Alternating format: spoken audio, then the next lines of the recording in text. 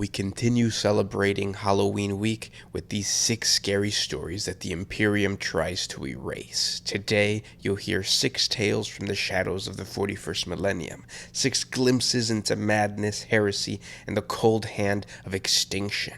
Pray to the Emperor, because in the void, no one's faith will save them. Let's get into the first story of what it's like for a space marine to succumb to Nurgle. Brother Kellix knelt in the shrine, the dull light of the flickering candles casting long shadows across his weathered face. The armor of his chapter, a once vibrant blue, had long since lost its sheen. His once proud helm sat at his side, and his gauntleted hands clutched a worn Aquila in silent prayer. The echoes of the last battle still rang in his ears. The servants of Nurgle had fallen before them in droves, yet it had been a hallowed victory. Kellix could not forget the unnatural stench that clung to the battlefield, a reek that even his armor's air filtration system couldn't mask. Something had been wrong. His brothers had said as much. Some had complained of strange dreams, of whispers in the wind. His eyes, heavy with fatigue, fluttered close for but a moment, and that's when he felt it. A tickle at first, something crawling beneath his skin. He rubbed his forearm where the itch began, only to find it growing worse. He winced, gripping hard. His flesh felt soft, unnaturally soft. With a hiss, Kellix stood. "What is this?" His voice rasped, and it was only then that he realized how dry his throat was. His vision swam as he stumbled to the dim mirror across the shrine's chamber, and his heart clenched at the reflection staring back at him. His face was gaunt, pale, but worst of all, dark veins crept beneath the surface of his skin, bulging as if though something was moving underneath them. He staggered back, his power armor feeling like a tomb. He could feel the bloat within his body, a grotesque pressure swelling in his stomach.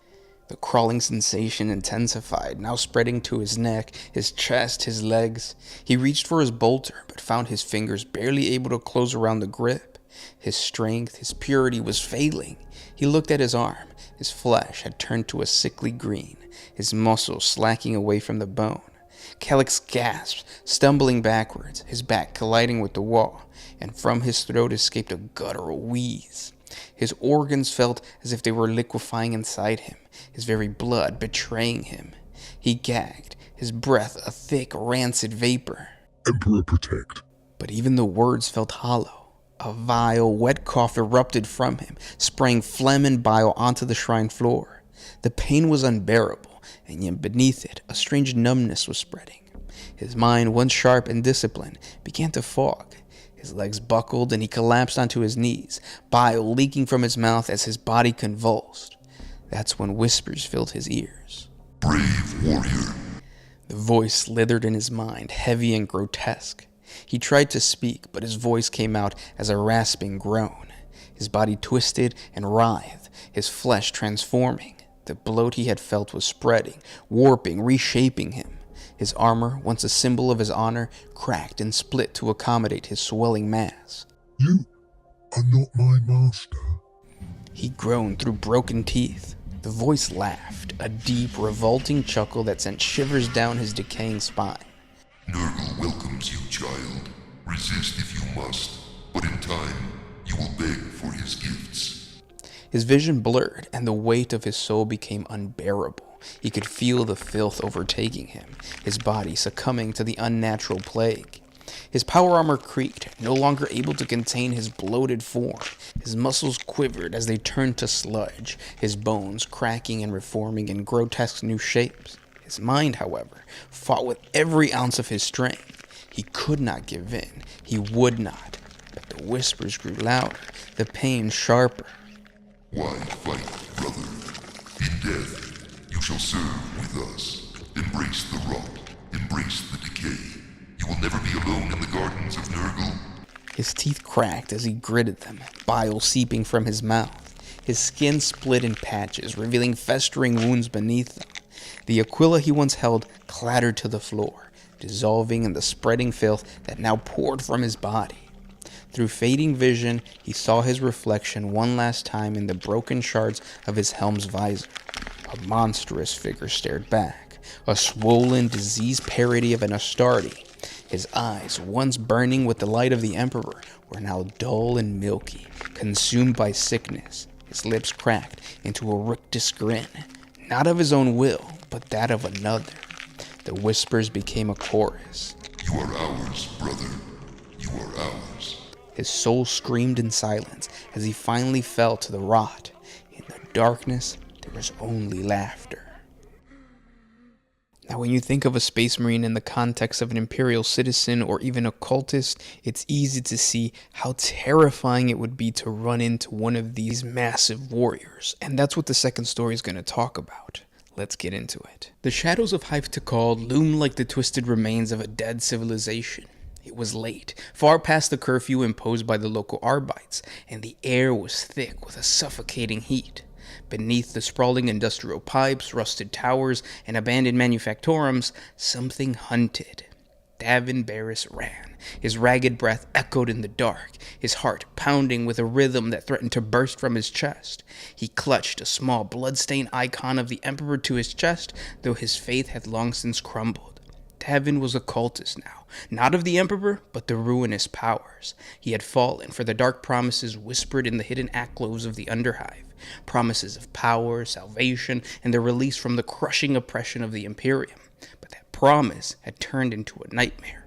The Space Marine was still following him. He'd heard the stories, of course, all of them had, how the Astartes, those superhuman angels of death, could tear through entire regiments with ease, how they were relentless, merciless, killing machines forged by the Emperor's will. But hearing the stories and being hunted by one were two different things. He had seen it up close, a hulking giant clad in midnight black power armor, with a sigil of a white raven etched into his pauldron.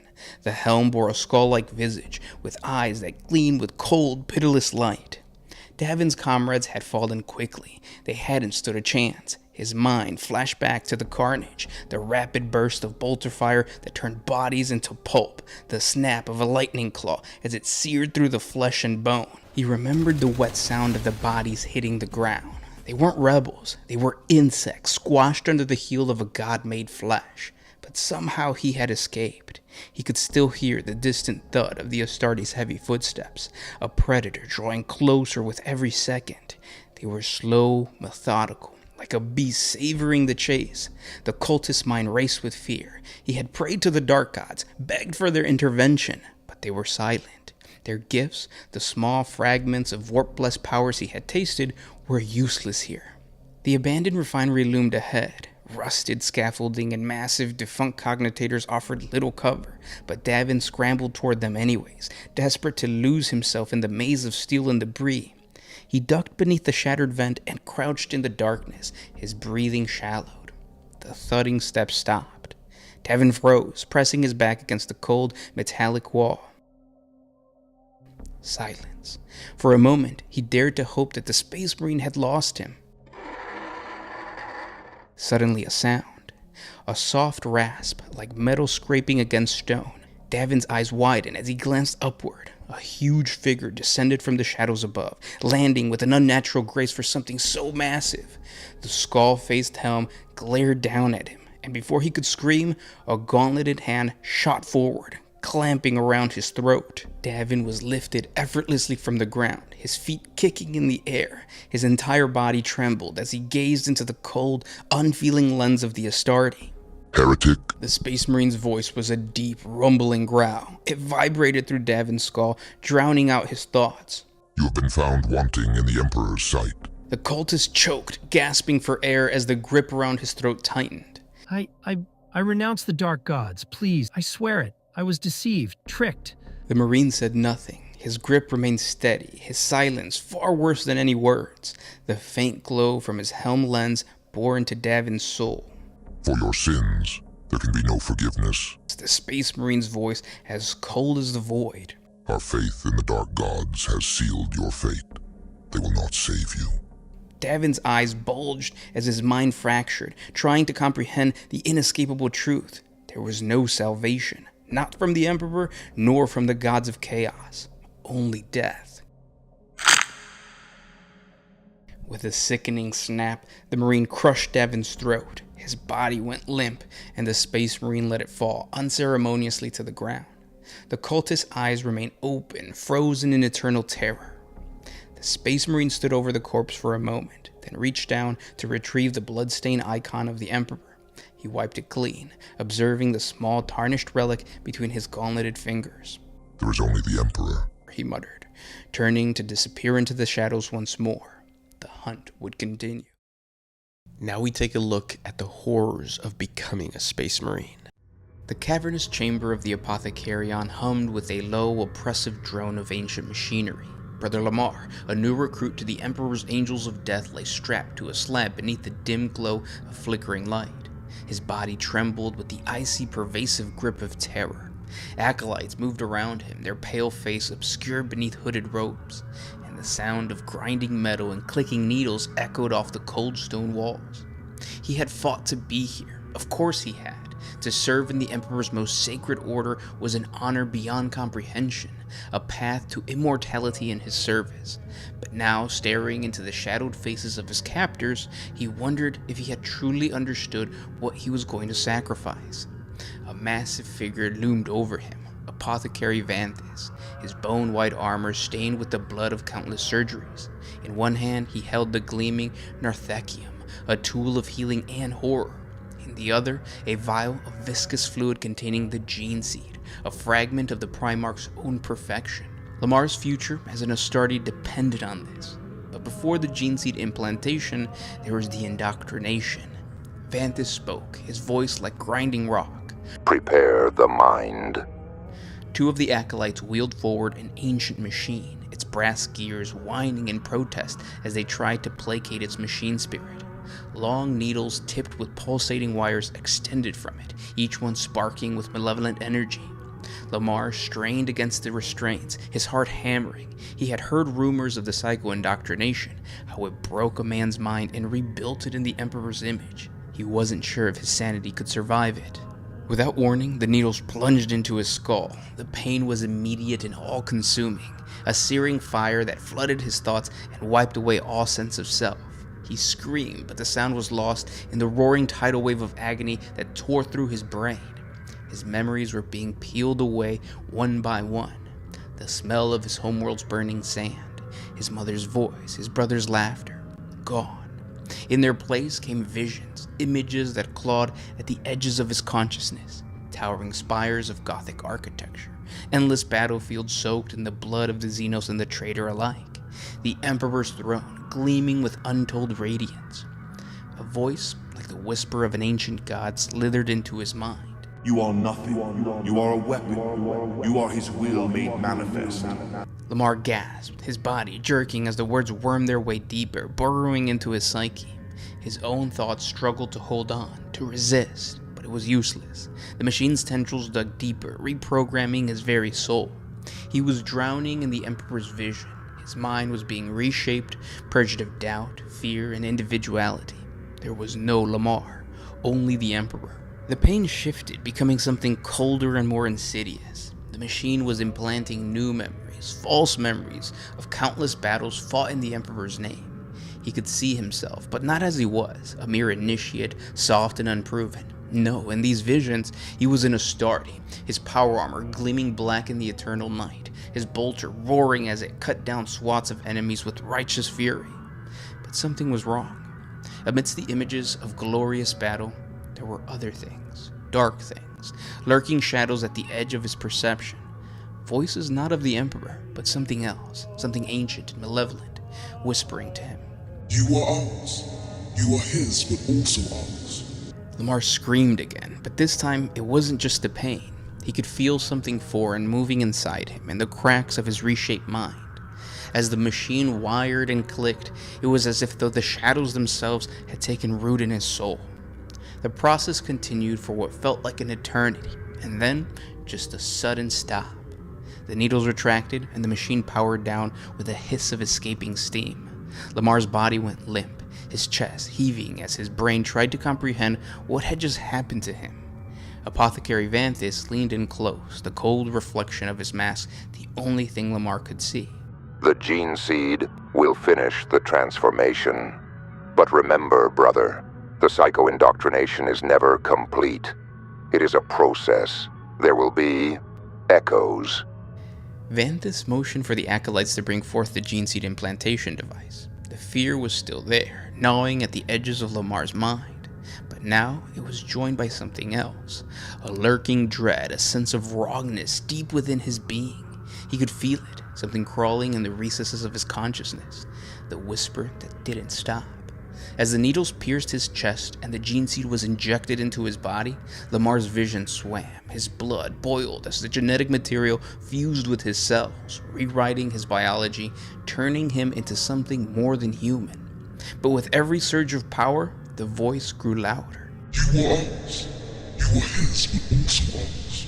The darkness at the edges of his mind began to spread like a shadow across his soul. Lamar's heart thundered in his chest as he realized the truth. He had been made a weapon, but something else had taken root in him, something that had slipped through the cracks of the Emperor's sight. He was becoming an Astarte, a mighty warrior of the Imperium, but deep inside, something else was growing alongside the gene seed, and it was hungry. Now let's move on to another homebrew horror story as we take a look at what it's like for a Space Marine to explore a Space Hulk. Brother Uriel of the Death Watch stood alone in the dimly lit boarding pod as it breached the atmosphere of Gallows Point, a derelict Space Hulk drifting on the edge of the Eye of Terror. He had been sent ahead of his squad to investigate the ship's secrets. None could explain the sudden emergence of this massive vessel. One moment it had not existed, and the next, its twisted, ancient bulk was detected by all Imperial sensors. The High Command feared the corruption of Chaos or the infestation of Xenos. Uriel would find out. The clang of metal against metal echoed as the boarding pod docked with a great shudder, its automated system securing the connection. Uriel's heart was steady, his power armor's vox casting the harsh breath of his helmet into a confined space, almost as if the pod itself had come alive. He had faced death countless times, yet the oppressive silence of the Space Hulk was different, a tangible weight that seemed to creep into the recesses of his mind. With a hiss of pressurized air, the hatch opened, revealing the rusted corridor beyond. Uriel stepped into the blackened, decaying passageway, illuminated only by the flickering glow of the skull-mounted light on his shoulder. The ancient ship was a labyrinth of forgotten wars and a tomb of steel and bone. Its air was thick with the stench of death, but there was something else too, something more insidious, as if the walls themselves were whispering. He switched on his helm's auspex, scanning for signs of life or chaos corruption. The device remained eerily quiet. No power signatures, no life signs, just the endless hum of the void pressing in on him. He moved cautiously, his bolter ready. Around him, the ship's hull groaned, metal contracting in an almost rhythmic pattern. But it wasn't just the ship's age that unnerved him. There were strange symbols carved into the walls, indecipherable runes and sigils. Uriel's blood chilled as he recognized some of the marks as the ruinous powers.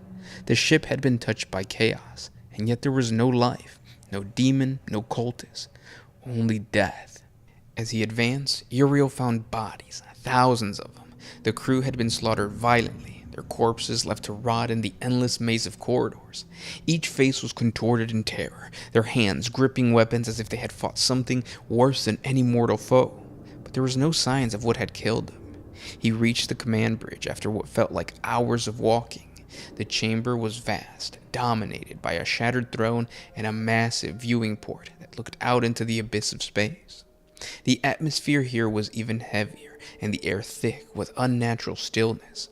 Uriel approached the shattered control console, wiping dust from its surface to activate the hololith. Static. He adjusted the controls, cycling through ship logs, trying to access any information about the crew's final moments. Finally, a burst of garbled noises suddenly erupted from the machine, disjointed fragments of screams and pleading voices. The ship is alive. It hears us. It hungers. Emperor, save us. The recording cut off. Uriel's gauntleted hand hovered over the device, unease washing over him. The ship was alive. He turned towards the viewport, eyes narrowing. For a moment, the darkness of the void seemed to swirl, as if though something vast and unseen lurked beyond the sight. A low whisper echoed in his helmet. His blood froze. He spun, bolter raised. The bridge was empty. There was nothing there. Yet the voice continued, soft, insidious, crawling into his thoughts like a malignant cancer. You are not alone. His auspex flared, detecting something close. He moved towards the source, his steps careful, the weight of his bolter a comfort. The whisper grew louder, more urgent, pulling him deeper into the bowels of the ship. The corridor became narrow, more claustrophobic. The once grand halls of the vessel, now no more than a rusted tunnel. He felt it then, the presence of something ancient, something malevolent. It stalked him in the shadows, watching and waiting. Eventually, Uriel stepped into a vast chamber, a cargo hold, its walls lined with cages and rusted metal, the floor littered with bones. At the far end of the room, something moved, a shadow detached from the darkness itself. Uriel's bolter rose instinctively, but the figure did not attack. It was a space marine, or at least it had been. The armor was ancient, its sigils long faded and covered in grime. The figure stood motionless, staring at Uriel as if daring him to speak. You should not have come. The voice whispered again, though this time it came from the figure itself. Uriel tightened his grip on his weapon. Speak your name. The dead space marine tilted its head slightly, as if in mocking contemplation. I am what remains of those who have sought the secrets of this ship. You will join us. With a sickening crack, the figure's body twisted, limbs snapping in unnatural angles, the bone of its skull contorting into a horrific mockery of life. Uriel fired his bolter, rounds tearing through the thing, but it didn't fall. It only laughed, a terrible, hollowed sound that echoed through the chamber. Around him, the walls of the ship groaned, shifting, and the very metal bending and warping as if the space hulk itself was alive. The bones on the floor stirred, rattling as if in response to some unseen call. Uriel fired again, but the shot was swallowed by the darkness. The ship was awakening. Uriel turned and ran, the footsteps thundering through the decaying corridors, the whispers growing louder, merging into a cacophony of voices. They spoke of ancient hunger, of endless suffering. They spoke of the ship's desire to consume, to drag the souls of the living into its twisted labyrinthian heart. He reached the boarding pod, sealing himself inside, just as the walls of the hulk began to twist and fold. With a roar, the pod detached, blasting away from the cursed vessel. Uriel watched from the viewport as Gallows Point faded into distance, the whisper still echoing in his mind. He had escaped the ship, but he knew deep in his soul that a part of him had been left behind, swallowed by the darkness. And somewhere in the void, Gallows Point waits for its next victim. Now we look at the terrifying reality of what it's like for a guardsman to be captured by the greenkins. The dim light of the twin moons filtered weakly through the thick smoke hanging over the battlefield. The night was still, except for the occasional howls of squigs in the distance and the clicking of chains that hung from the twisted metal beams above. Private Darius Lemon, guardsman of the 145th Regiment, sat shackled to a wall pit. He had lost count of how many days he had been a prisoner, though the pain of his wounds told him it hadn't been long. His armor was gone. His last gun, broken and discarded somewhere in the muck. His only company was the foul stink of the cell and the far-off laughter of his orc captors.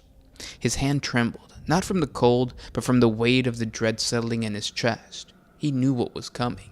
He had heard it from the other prisoners who were dragged, kicking and screaming into this pit. None of them ever came back. A loud bang echoed above, and the trap door at the top of the pit creaked open. Darius's heart pounded, and his breath quickened as a pair of Gretchen were thrown into the pit, their wiry bodies scrambling and hissing. They stared at him with beady, hateful eyes. Darius had seen them before. Orc slaves, too small and weak to fight, but cruel in their own way. The Gretchen chattered in their guttural language, circling him like vultures. They weren't here to fight. No, they were here to torment him. Darius swallowed hard and pressed his back up against the cold stone wall, his chains rattling. His mind raced as the Gretchen drew closer, their sharp, dirty claws scraping the ground. One of them, bolder than the other, darted towards him and slashed at his legs. He cried out, kicking at the creature, but his chains restrained him. The Gretchen screeched in twisted delight as they slashed again, this time at his arms, nicking his skin with each swipe. "Get away!" Darius weakly shouted, his voice hoarse and desperate. The Gretchen cackled, their voices rising in a mocking crescendo before they retreated just out of reach, as if playing some cruel game. Darius knew this was only the beginning.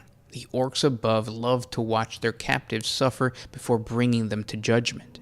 Another noise came from above, louder this time, accompanied by the unmistakable grunting of squigs. A foul, bestial odor wafted down into the pit, and Darius's heart sank. Squigs, orc hunting beasts, vicious and hungry. The Gretchen's screeching laughter grew louder as they scattered, making way for the squig. Two bloated, snarling creatures dropped into the pit, their mouths filled with jagged teeth. The squigs moved with a ravenous fury, bounding towards him on their powerful hind legs. Darius tugged at his chains in a panic, but there was no escape. The beast lunged. He twisted, feeling their fangs snap just inches from his arm, then kicked one back as he tried to gnaw at his boot. The other squig jumped, teeth sinking into his side.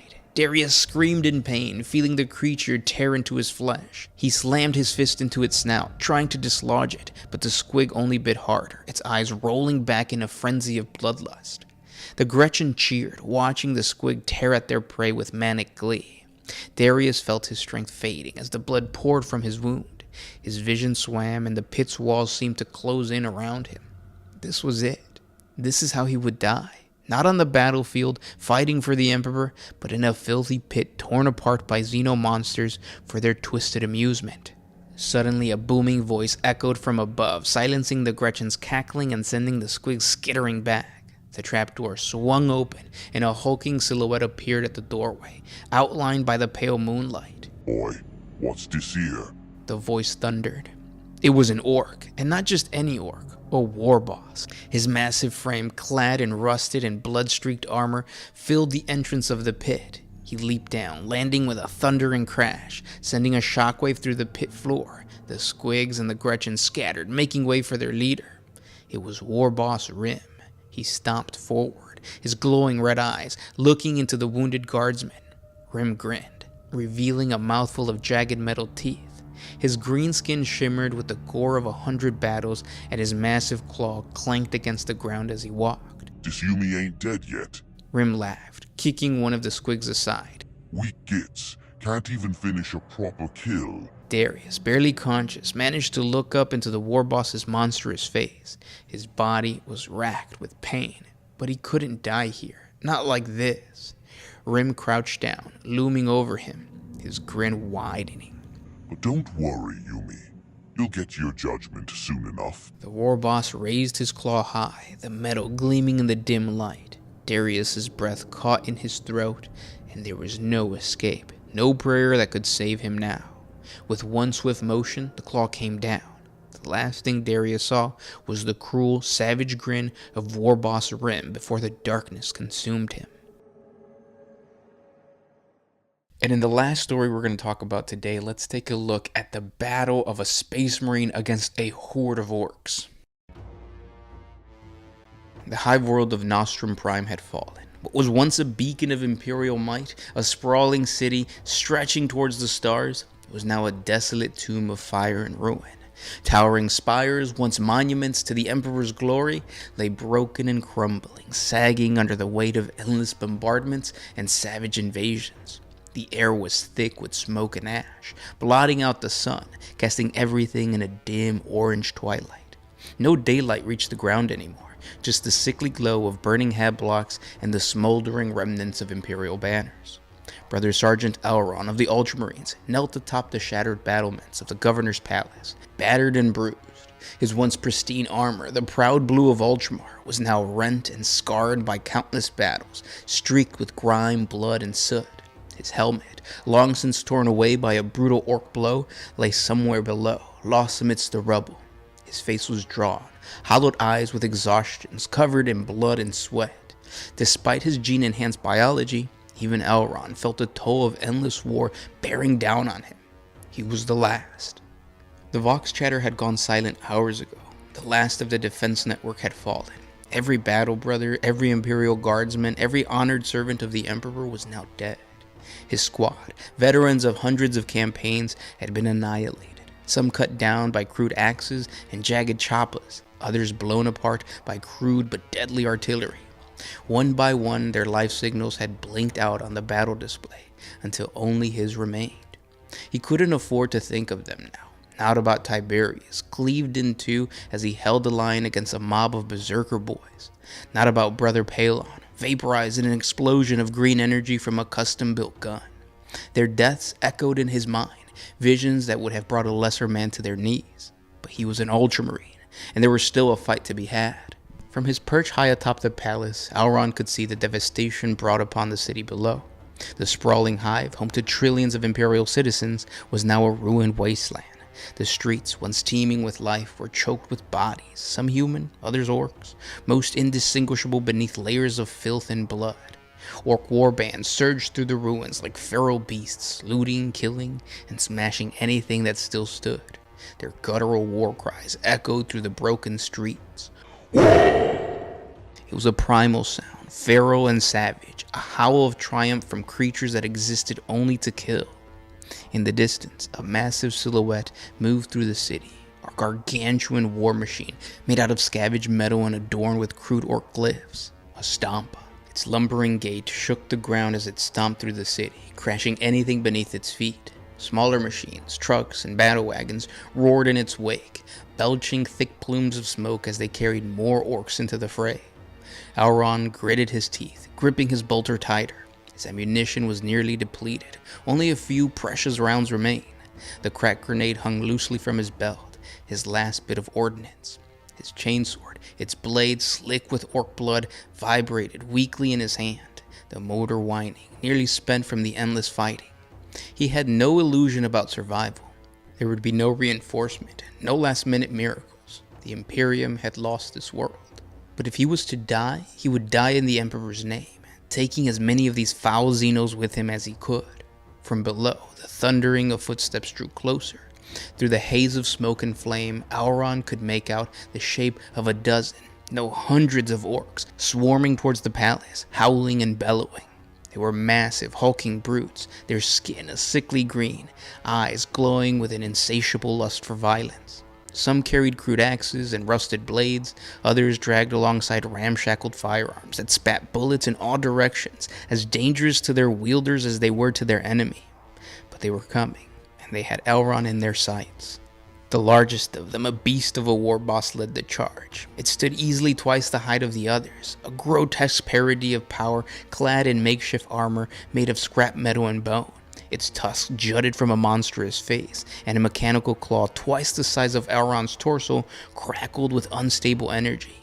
It raised a massive chopper high, its voice booming across the battlefield like thunder. Elron's heart pounded in his chest as the mob drew closer. The palace walls could not hold. They were already crumbling under the relentless barrage, but he would make his stand here. The orc surged forward, a living tide of green flesh and metal. With a grim smile, Elron raised his bolter. He fired. Each shot was precise, disciplined, and lethal. The first orc's head exploded in a mist of bone and brain. The second took a round to the chest, its torso obliterated in a shower of gore. But the orcs did not slow. They never did. For each one that fell, 3 more took its place. Their numbers endless, their hunger for battle insatiable. Elron fired again, emptying the last of his bolter's magazine into the charging horde. Then, with a snarl, he cast the weapon aside and revved his chainsword, its blade sputtering to life with a harsh whine. He leaped down into the thick of the orcs, meeting their charge head-on. He fought with the ferociousness of a cornered animal, each swing of his chainsword taking another life. But it wasn't enough. The orcs were everywhere, an unstoppable tide, their massive, meaty fists battering him, their rusted weapons cut into his armor. Elron's vision blurred as pain surged through his body, but still he fought on. His chainsword was ripped from his hand, and he was forced to draw his combat knife, plunging it into the throat of an orc that had lunged at him. Another smashed into him from the side, knocking him to the ground. He rolled, narrowly avoiding a choppa that would have cleaved him in two. The war boss was upon him now, its massive form looming over the fallen space marine. Elron staggered to his feet, clutching his combat knife, knowing it was hopeless. The war boss grinned, a cruel, toothy smile. Elron stared up at the beast, unafraid. He tightened his grip on his knife, raised it high, and with a final cry of defiance, charged at the war boss. The massive orc met the charge with a brutal swing of its power claw.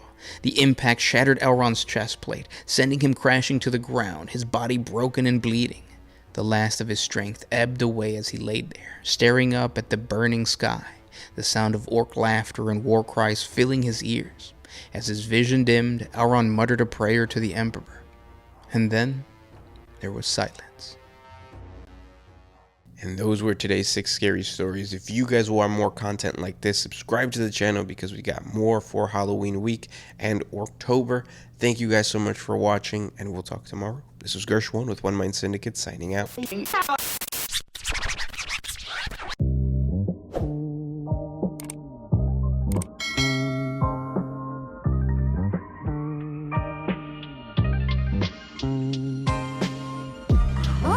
used to put my freedom